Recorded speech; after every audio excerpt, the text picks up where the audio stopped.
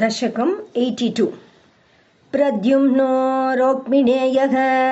सकलु तव कला शम्बरेणाहृतस्तं हत्वा रत्या सहाप्तो निजपुरमहरद रुक्मिकन्यां च धन्यां तत्पुत्रो तानिरुद्धो गुणनिधिरवहद रोचनां रुक्मिपौत्रीं तत्रोद्वाहे गतस्त्वं न्यभधि मुसलिना रुक्म्यवीद्यूतवैरात् बाणस्य सा बलिसुतस्य सहस्रबाहोः माहेश्वरस्य महिता दुहिता किलोष त्वत्पौत्रमेनम् अनिरुद्धम् अदृष्टपूर्वं स्वप्नेऽनुभूय भगवन् विरहातुराभूत् योगिन्यतीव कुशला खलु चित्रलेखा तस्या सखी विलिखति तरुणानशेषान् तत्रानिरुद्धमुषया विदितं निशायाम् आनेष्टयोगबलतो भवतो निकेतात् कन्यापुरे दयितया सुकुमारमन्तं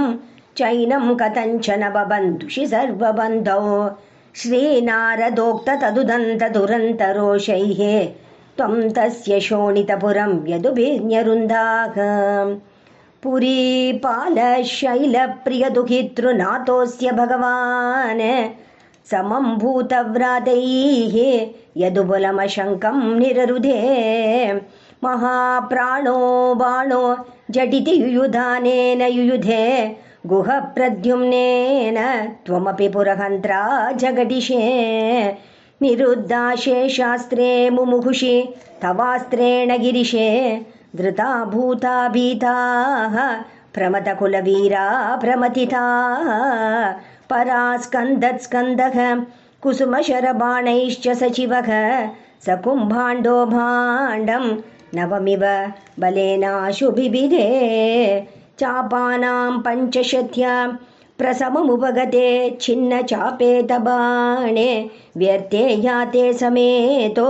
ज्वरपतिरशनैः अज्वरीत्वज्वरेण ज्ञानी स्तुत्वा तदत्वा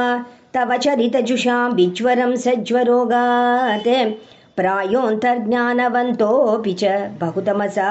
रौद्रचेष्टा हि रौद्राः बाणं नानायुधोग्रं पुनरपि पतितं दर्पदोषाद्वितन्वन्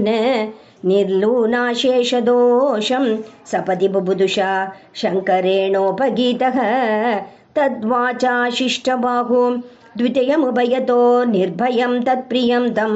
मुक्त्वा तद्दत्तमानो निजपुरमगमग सानिरुद्धसहोषः मुहुस्तावच्चक्रं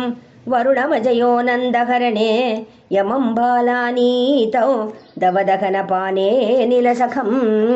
विधिं वत्सस्तेये गिरिशमिह बाणस्य समरे विभो विश्वोत्कर्षी तदयमवतारो जयति ते द्विजरुषा कृकलासवपुर्धरं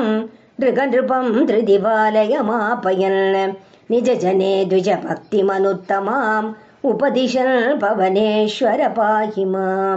सर्वत्र गोविन्दनाम संकीर्तनं गोविन्द गोविन्द।